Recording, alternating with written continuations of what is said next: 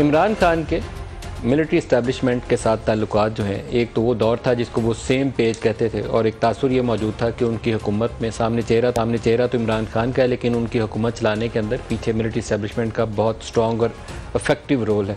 वजारतों की तकसीम से लेकर अहम जो पॉलिसी नोयत के मामला थे वहाँ तक, इंडिया की और अफ़गानिस्तान के इशू से लेकर अमेरिका के साथ या सऊदी अरेबिया के साथ मामला कैसे चलाने हैं वहाँ तक। फिर 9 अप्रैल के बाद से एक दूसरे दौर का आगाज़ होता है जिसमें वो उस वक्त के आर्मी चीफ को मीर जाफ़र और मीर सादक पुकारते हैं, और ये सिलसिला 9 अप्रैल से ऑनवर्ड कंटिन्यूसली चल रहा है, या 27 मार्च के जलसे से कह लें कि ऑनवर्ड चल रहा है और रुकने का नाम नहीं ले रहा। और पाकिस्तान की तारीख़ में वैसे इसकी माजी में बेमिसाल काफ़ी मिकदार में मिसालें मौजूद हैं कि सियासी जमातों ने किसी सर्विंग इंटेलिजेंस ऑफिसर को इल्ज़ामात का निशाना बनाया, और जनरल फैज़ हमीद शायद उसकी सबसे मोस्ट रीसेंट एग्जांपल है कि PMLN वाले एज DGC उनका नाम लेकर उनके ऊपर ये सियासी जोड़ तोड़ का इल्ज़ाम लगाते थे। जनरल ज़हीरुल इस्लाम के ऊपर भी इल्ज़ाम लगे और माजी के और कई जो ऑफिसर्स हैं उनके ऊपर भी इल्ज़ाम लगते रहे। लेकिन जो अभी मौजूदा शक्ल जो DGC जो अभी हैं जनरल फैसल नसीर, उसके ऊपर जो इमरान खान इल्ज़ाम आयद कर रहे हैं वो बहुत ही संगीन नोयत के हैं। उनका इल्ज़ाम यह है कि उनके ऊपर वज़ीराबाद के अंदर जो कातलाना हमला हुआ उसके पीछे जनरल फैसल नसीर है। जो अरशद शरीफ की असैसिनेशन में मुलव्वस हैं वो कहते हैं वो जनरल फैसल नसीर है, और जो उनके मुख्तलिफ जो सियासी लोग पकड़े गए उनके ऊपर वो इल्ज़ाम आयद करते हैं कि उनको बरहना करके तशद्दुद का निशाना बनाया गया, और उसका इल्ज़ाम भी वो उन्हीं के ऊपर आयद करते हैं। तो दरमियान में एक स्टेज तो थी वो उनको नाम से नहीं बुलाते थे, वो कहते थे डर्टी हैरी। एक डर्टी हैरी आया जो इस तरह के काम करता है, फिर वो सबको मालूम था वो DGC को डर्टी हैरी बोल रहे हैं। फिर वो मिस्टर एक्स कहते थे, जो लाहौर कभी चिड़ियाघर पुकारते थे उसको, जो इनके सेक्टर कमांडर लाहौर में उनको इन नामों से पुकारते थे। फिर एक वो कहते थे मिस्टर वाई, और मोस्ट प्रोबेबली मैं अगर दुरुस्त गेस कर रहा हूँ तो वो जो इस्लामाबाद के अंदर सेक्टर कमांडर है उनको वो मिस्टर वाई कह के पुकारते थे। इस तरह से वो उनको पुकारते थे। लेकिन जो अभी उनका आखिरी बयान था उसमें बराह रास्त नाम लेकर संगीन नौयत के इल्ज़ाम थे, और उसके जवाब में ISPR का उतना ही सख्त लहजे के अंदर एक जवाब आया, तहरीरी स्टेटमेंट है, रिटन स्टेटमेंट है, जिसमें सारे इन इल्ज़ामात को बेबुनियाद मन घड़त कहकर रद्द किया गया है। तो जो तनाव है पाकिस्तान तहरीक इंसाफ और मिलिट्री इस्टेब्लिशमेंट में, वो बजाय ये कि 1 साल के अरसे में नीचे चला जाता, क्योंकि हुकूमत गिरी है उनकी। पहले हुकूमत बनाने में उनके ऊपर इल्ज़ाम था कि आपका हुकूमत खड़ी आपने की, 2011 से आप लगे हुए हैं, तो आपने बड़ी कोशिश करके 7-8 साल में PTI की हुकूमत खड़ी की। तो 3.5 साल के बाद वो जो मोहब्बत थी इनकी ख़त्म हुई, वो पीछे हट गई और हुकूमत इनकी गिर गई। तो ये तलखी थी जो आहिस्ता आहिस्ता नीचे चली जानी चाहिए थी, लेकिन वो तनाव नीचे आने की बजाय एक नेक्स्ट लेवल पे चला गया, जिससे एक कन्फ्रंटेशन वाली कैफियत जो है वो महसूस होती है। ये खुशाइन नहीं है, क्योंकि एक बड़ी सियासी जमात है, उसके वर्किंग रिलेशनशिप रियासत के अदारों के साथ वो नहीं होने चाहिए कि मुखासमाना जो ताल्लुक होता है ना, दुश्मनी पर मबनी, वो नहीं होना चाहिए। ISPR ने कहा क्या, पहले मैं वो आपको बताता हूँ, फिर इमरान खान का स्टेटमेंट भी सुनाता हूँ। चेयरमैन PTI ने बगैर सबूत के हाजिर सर्वत सीनियर फौजी अफसर पर बेबुनियाद इल्ज़ाम आयद किए।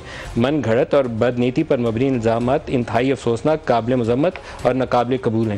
पिछले 1 साल से मुसलसल फौजी और इंटेलिजेंस हुकाम को सियासी मकासद के लिए निशाना बनाया गया।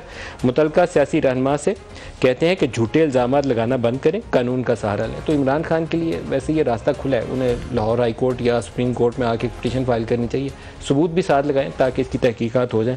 तहकीकात होनी चाहिए अगर उनके पास सबूत है। मैं ये नहीं कहूँगा कि उनके पास सबूत हैं तो फिर भी वो कोई तहकीकात नहीं होनी चाहिए। अगर शवाहिद हों तो कोर्ट ऑफ लॉ में जाएँ, सबूत हो तो सबूत की बुनियाद के ऊपर सज़ा भी होनी चाहिए। अदारा गलत बयानात और प्रोपेगेंडे के खिलाफ कानूनी कार्रवाई का हक महफूज रखता है। इमरान खान ने कहा क्या, जो लास्ट मोस्ट रिसेंट स्टेटमेंट है वो आपको सुनाता हूँ, दिखाइएगा जी। 2 दफा मेरे ऊपर कातिलाना हमले मारने की कोशिश की गई, दोनों दफा इनके पीछे जनरल फैसल नसीर था। जो तशद्दुद हुआ आजम स्वाति पे, उसके पीछे भी यही था। अरशद शरीफ के कत्ल के पीछे भी यही था। ये जो हरकतें कर रहा है ये कोई आदमी नहीं कर सकता जो इस मुल्क से प्यार करता है। कुछ मुझे हुआ, सारी कौम को कह रहा हूं कि जनरल फैसल नसीर का नाम याद रख लो, ये जिम्मेदार होगा। अब एक तो ये हिस्सा है प्रोग्राम का, और दूसरा हम थोड़ा सा आगे चल के, पहले स्टार्ट तो इससे करते हैं, लेकिन सुप्रीम कोर्ट के अंदर बहुत ही अहम नोयत के मुकदमात हैं, जिससे एक में तो तासुर ये मिलता है कि 14 मई, जिसके ऊपर चीफ जस्टिस ने अब पब्लिकली एक स्टेटमेंट दे दी है कि 14 मई तो अब फैसला है, क्योंकि आपने रिव्यू फाइल नहीं किया, तो अगर आप उसके ऊपर अमल दरामद नहीं करेंगे तो उसके असरात भी होंगे। 14 मई इतवार को पूरी हो जाती है, तो देन व्हाट, इसके बाद क्या होगा?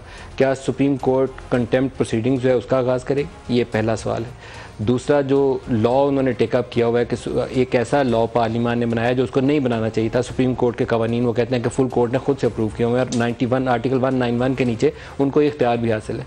ये दूसरा हिस्सा है जिसको आज के प्रोग्राम में हम डिस्कस करेंगे। तो आगाज़ करते हैं अपने मेहमानों से। हमारे साथ हैं फैसल वाडा सियासतदान और आबद शेर अली साहब पाकिस्तान मुस्लिम लीग नवाज के रहनुमा हैं। दोनों को खुशामदीद कहते हैं।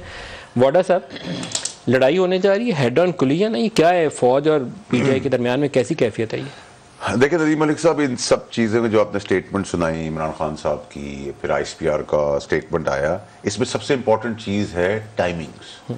ये टाइमिंग्स क्यों चूज़ की गई? ये टाइमिंग इसलिए चूज़ की गई कि अरशद शरीफ साहब का केस कल मेरे ख्याल से कोर्ट में लगा हुआ है और जब उस हेयरिंग करीब आई तो अब 4 आदमी इमरान खान साहब ने कहा था कि ऐसे हैं जिनके लिए मैंने वीडियो बनाकर एक जगह पे रख दी है और मुझे कुछ हुआ तो वो 4 आदमियों के नाम कौम के आगे आ जाएंगे। वो 4 नाम अब हट गए, अब एक नाम आ गया DGC का। अब इसमें जो सबसे इंपॉर्टेंट चीज़ है कि इमरान खान साहब को भी पता है कि अरशद शरीफ की असैसिनेशन प्लान में कौन आदमी मुलव्वस था और क्यों उसको बचाया जा रहा है। वो कौन था और उसको कौन बचा रहा है? ठीक है। और मजेदार बात ये एक वेजन, आप इसकी वजाहत करेंगे? नहीं, मैं इधर ही रोकूंगा। मतलब आप इतना इन्फॉर्म्ड लगते हैं कि आपको तो सुबह अदालत को तलब करना चाहिए। नहीं देखिए जी, मैं तो रिस्पॉन्सिबिलिटी कई महीनों से दिखा रहा हूँ। अदालत बुलाएगी तो जवाब देंगे? अदालत बुलाएगी तो बिल्कुल जी, पूरी दुनिया के सामने सब चीज़ें खोलूंगा। ठीक है, नंबर 1। नंबर 2 ये कि एक इत्तेफाक आप अगर समझें तो नून लीग और PDM लेती है फैज साहब का नाम और PTI लेती है बाजवा साहब का नाम।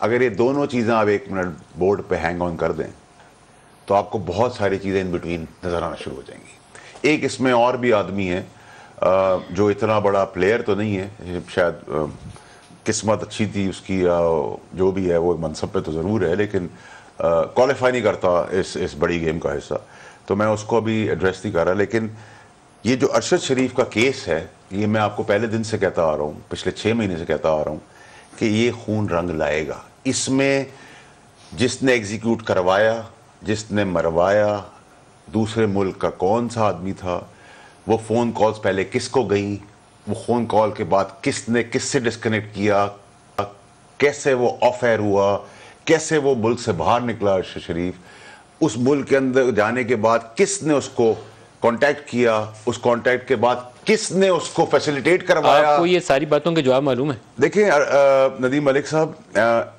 ऐसा तो नहीं है ना कि बिला वजह जो है यहाँ तो पाकिस्तान में लोग तकिया करते हैं इंसान के ऊपर, जिंदगी मौत अल्लाह के हाथ में। जब उतरे हैं तो आखिर तक इसको मंतरी आबिद साहब से भी इस पर गुफ्तगू कर। आबिद साहब, जो अरशद शरीफ का मामला और इमरान दोनों को जमा कर लेते हैं। आई थिंक इनकी फैसल नसीर की जो पोस्टिंग थी जनरल बाजवा नहीं की हुई है इधर एज DGC।